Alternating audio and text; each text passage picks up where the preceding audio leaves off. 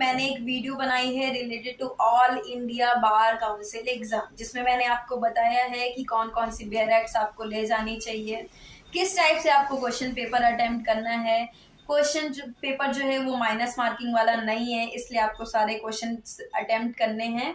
And जो questions आपको means अगर आपको लगता है कि आप पढ़ कर गए हैं तो एक बार क्वेश्चन पेपर को पढ़ लें, जो जो क्वेश्चन आपको पहले आते हैं उनको अटेम्प्ट कर लें, उसके बाद फिर उन क्वेश्चंस पे जाएं जो आपको नहीं आते हैं। नहीं, सबसे इसके बाद उन क्वेश्चंस पे जाएं जो आपको लगता है कि आप बेयर एक्ट में ढूंढ सकते हैं, और उसके बाद जो भी बचे उसमें टिक लगा दीजिए जो।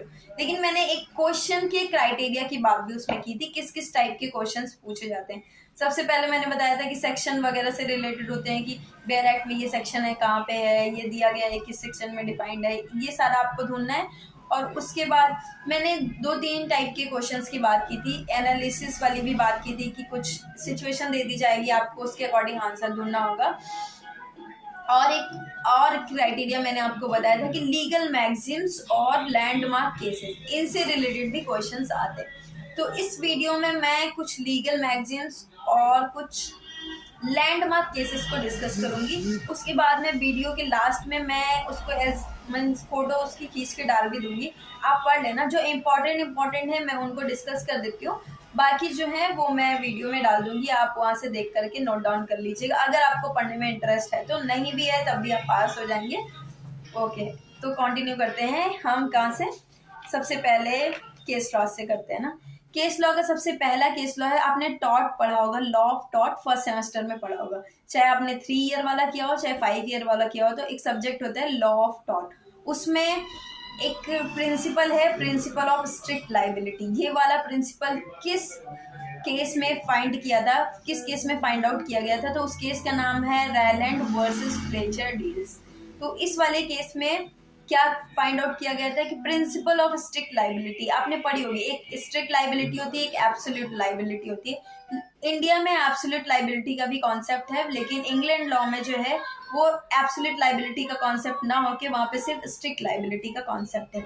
उसके बाद हम बात करते हैं एक लैंडमार्क केसेस की, जिसमें कहा गया था agreement entered by the minor are void ab initio. Means जो एग्रीमेंट है अगर किसी माइनर के थ्रू साइन किया गया, माइनर के थ्रू मीन्स माइनर के थ्रू एग्रीमेंट किया गया है, ये माइनर के लिए वो एग्रीमेंट किया गया, that will be void ab initio.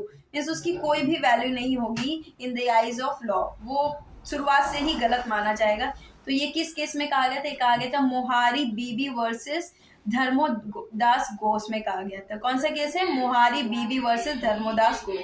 उसके बाद आता है एक बहुत ही वेल नोन केस लॉ जिसमें मुस्लिम लॉ के मेंटेनेंस की बात की गई थी। वो कौन से केस थी, Mohammed Ahmed Khan versus Shah Bano Begum and others. इस केस में मुस्लिम वुमेन की राइट मीन्स डिवोर्स के बाद भी उनके पास मेंटेनेंस का राइट है, ये बात की गई थी। और उसके बाद आप याद रखिएगा, कंफ्यूज मत होइएगा, एक शायरा बानो का भी केस हुआ था जो अभी जल्दी हुआ था, जिसमें ट्रिपल तलाक की बात की गई थी, उसमें मेंटेनेंस की बात नहीं की गई थी, इसमें मेंटेनेंस की बात की गई है डिवोर्स के बाद।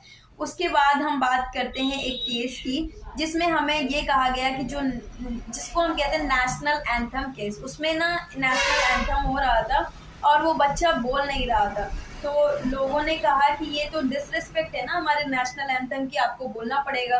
तब ये केस कोर्ट में चला गया था, ये केरला का केस था, वहीं के लोग इतने इंटेलिजेंट हो सकते हैं, तो ये कोर्ट में चला गया था। तो कोर्ट ने कहा कि चुप रहना भी जो है means right to be silent भी फंडामेंटल राइट में आता है, और अगर हम चुप हैं नेशनल एंथम के टाइम पे और हम सारा मतलब वो जो पॉस्चर है उसको फॉलो कर रहे हैं, तो फिर ये भी होगा कि हम रिस्पेक्ट दे रहे हैं अपने नेशनल एंथम को, ये नहीं होगा कि हम उसकी डिसरिस्पेक्ट कर रहे हैं। तो ये कौन सा केस था, ये केस था बिजोए जमुनॉयल वर्सेस स्टेट ऑफ केरला ना। मैं इसका वो भी डाल दूंगी तो आपको उसमें स्पेलिंग वगैरह भी देख लीजिएगा। उसके बाद एक बहुत ही फेमस केस आता है Kesavananda Bharati versus state of Kerala, जिसमें ये बताया गया था कि constitution can be amended, means preamble of the constitution can be amended. पहले ये था जो प्रियम्बल है वो उसका पार्ट है, मीन्स पार्ट नहीं है कॉन्स्टिट्यूशन का, एक कुछ ऐसे उनका कॉन्सेप्ट था कि प्रियम्बल को नहीं अमेंड किया जाएगा, लेकिन जब केशवानंद भारती केस आया तो फिर अमेंडमेंट हुआ कॉन्स्टिट्यूशन में। उन्होंने कहा इसको अमेंड किया जा सकता है लेकिन ऐसे नहीं अमेंड किया, मीन्स जो फंडामेंटल राइट्स के अगेंस्ट अमेंड नहीं किया, इसके बेसिक स्ट्रक्चर को नहीं अमेंड किया जा सकता है, कॉन्स्टिट्यूशन को अमेंड किया जा सकता है, तो वो इस केस में बताया गया था। उसके बाद बहुत ही ज़्यादा फेमस केस है जो है A.K. गोपालन वर्सेस स्टेट ऑफ मद्रास। इसमें फंडामेंटल राइट्स के बारे में डिस्कशन किया गया था। उसके बाद आता है, मैं सारे केस ना डिस्कस करके जो इम्पोर्टेंट हैं उनको करती हूँ, इन लोगों को तो ये सारे पुराने केसेस, जो न्यू केसेस हैं उनको तो आप ढूंढ नहीं सकते, वो तो आपको मिले होंगे और आप अगर प्रैक्टिस में होंगे तो वो आपको पता भी होंगे। ये वो केसेस हैं जो आपने स्टडी टाइम पे पढ़ा था, लेकिन अब आपके पास इनके बारे में कुछ भी नहीं पता, तो मैं इसलिए इन वाले केसेस को ऐड ऑन करूँ। फिर एक केस है ज्ञान कौर का, जिसमें बोला गया था कि जो सुसाइड होता है, मीन्स इसमें ये कहा गया था कि सुसाइड को जो मीन्स पनिशमेंट मिलती है ये अनकॉन्स्टिट्यूशनल है। तो इस केस में इन्होंने बोला कि अनकॉन्स्टिट्यूशनल नहीं है, क्योंकि कॉन्स्टिट्यूशन में राइट टू लाइफ डिस्कस है, राइट टू डेथ डिस्कस नहीं है, इसलिए इसको जो है अनकॉन्स्टिट्यूशनल नहीं, इस केस में इसको अनकॉन्स्टिट्यूशनल नहीं माना गया था और बोला गया था that will be punishable by the law. और उसके बाद एक केस आता है बहुत ज्यादा important, ADM Jabalpur versus state of नहीं है, ADM Jabalpur versus S Shukla ना। इस केस में क्या था कि जब इमरजेंसी आती है तब जो फंडामेंटल राइट है उनको भी सस्पेंड किया जा सकता है, इस केस में ये बात कही गई थी।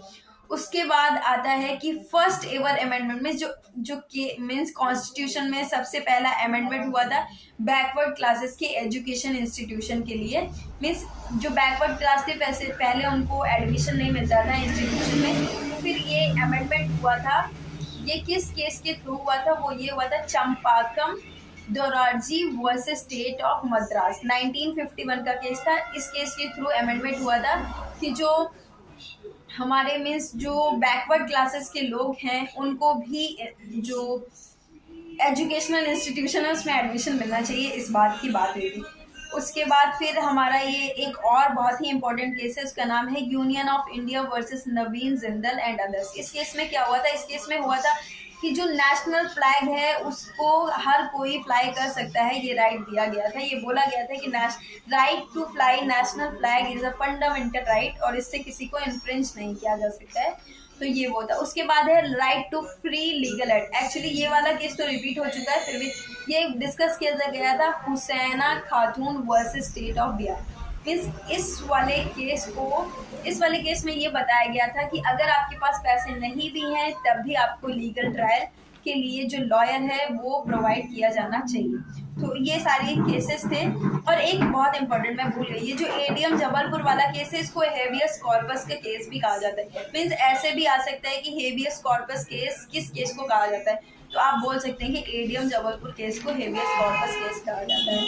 तो ये सारे केस लॉस थे जो, बाकी तो कुछ, हाँ एक और केस है इसमें, लाइफ फॉर्म आर पेटेंटेबल। एक केस था जिसमें बोला गया था जो लाइफ फॉर्म भी हैं वो भी पेटेंटेबल है। ये रिलेटेड टू आईपीआर से, मीन्स अगर आईपीआर सेक्टर में आप काम करते हैं तब तो ठीक है, अदरवाइज शायद आपको ये केस ना पता रहा हो। तो ये है डायमंड्स वर्सेस चक्रवर्ती। इसमें बोला गया था कि जो लाइफ फॉर्म जो है उनको भी पेटेंट किया जा सकता है। उसके बाद आता है एक और केस है कि डॉक्टर्स की जो सर्विस प्रोवाइड करते हैं वो भी कंज्यूमर प्रोटेक्शन एक्ट के थ्रू एज अ सर्विस की डेफिनेशन में आती है। मीन सर्विस की डेफिनेशन में गवर्नमेंट द्वारा, वो डॉक्टर के द्वारा प्रोवाइड की गई सर्विसेज भी आती हैं। वो केस था V P Shantha versus Indian medical association. याद रखिएगा, आप फिर रिपीट पे करके सुन लीजिएगा तो आपको याद रहेगा, ठीक है। ये सारे कुछ ऐसे केसेस थे जो केस लॉस थे जो आ सकते हैं आपके AIBE एग्जाम में। जो AIBE अपकमिंग एग्जाम है 5 फेब को, याद रखिएगा 5 फरवरी को है, तो उसमें आ सकते हैं। कुछ अमेंडमेंट्स भी हैं जो आ सकते हैं, जैसे कि 42nd अमेंडमेंट को ना मिनी कॉन्स्टिट्यूशन कहा जाता है, क्योंकि इसमें बहुत सारी चीज़ों को चेंज किया गया था। इवन इसमें प्रियम्बल को भी चेंज किया गया था। इसमें ऐड किया गया था प्रियम्बल में क्या, सोशलिस्ट और सेकुलरिज्म। जो हमारा पुराना प्रियम्बल था, मीन्स जो ओरिजिनल कॉन्स्टिट्यूशन है उसका जो प्रियम्बल है उसमें ये वर्ड ऐड नहीं है, ये 42nd अमेंडमेंट के थ्रू ऐड किया गया था, जिसमें बोला गया था मीन्स क्योंकि हम लोग सोशलिस्ट तो है ही हैं, सेकुलर भी हैं, तो क्यों ना इसको ऐड कर दिया जाए, तो इसलिए ये ऐड हुआ था। उसके बाद ये राइट टू एजुकेशन जो है वो फंडामेंटल राइट है, ये भी ऐड किया गया था 86th अमेंडमेंट में, इसको ऐड किया गया था। एंटी डिफेंस लॉ को ऐड किया गया था 52nd अमेंडमेंट में। उसके बाद है 61st अमेंडमेंट, जिसमें कहा गया था the eligible age for a voter in election was reduced from being 21 years to 18 years में 21 ईयर से 18 ईयर कर दिया गया था वोट देने के राइट को। उसके बाद है 56th अमेंडमेंट, जिसमें Goa was made a full fledge state with a state assembly. ये सारे कुछ अमेंडमेंट्स हैं, इसको फिर आप रिपीट में देख लेंगे तो आपको मिल जाएगा, फिर से आपको याद आ जाएगा।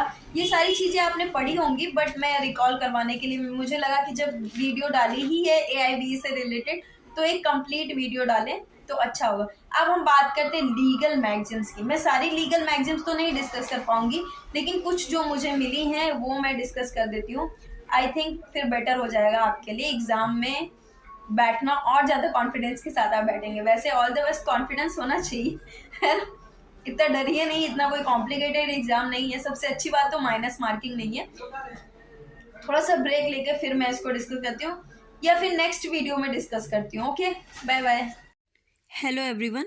अब ये जो भी वीडियो के बाद जितने भी ये सारे लिखा हुआ आ रहा है, ये सब केस लॉज हैं, वही लैंडमार्क जो मैंने वीडियो में डिस्कस किए, वो मैंने लिख करके इसलिए डाल दिया जिसमें आप लोगों को समझ में आ जाए कि मैं क्या बोल रही थी। मीन्स अगर कोई कन्फ्यूज़न हो तो फिर आपका दूर हो जाए ना। इसमें कुछ और भी एक्स्ट्रा केस लॉज भी हैं, लेकिन याद रखिएगा ये पुराने वाले केस लॉज हैं।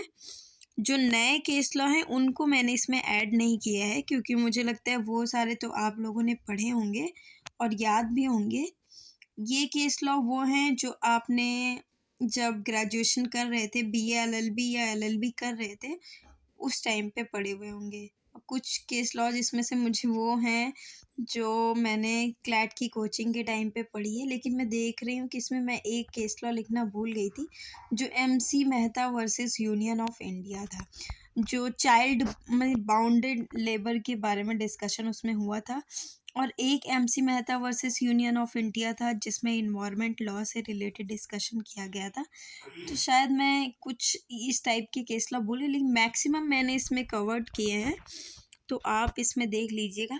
बाकी और कुछ मुझे मिलता जाता है तो मैं डिस्क्रिप्शन या फिर ऐसे फिर से वीडियो बना करके उसमें डाल दूँगी। अभी लीगल मैगज़ीन वाली मैं वीडियो बनाऊँगी, तो उसमें भी अगर मुझे कुछ और मिल रहा है तो डाल दूँगी, या फिर रिसेंट के भी कोई केस लॉ जो होंगे जो मुझे लगता है कि काम आ सकते हैं या फिर पूछे जा सकते हैं, उनको भी डाल दूँगी। तो आप नोट डाउन कर लीजिए। Okay, thank you.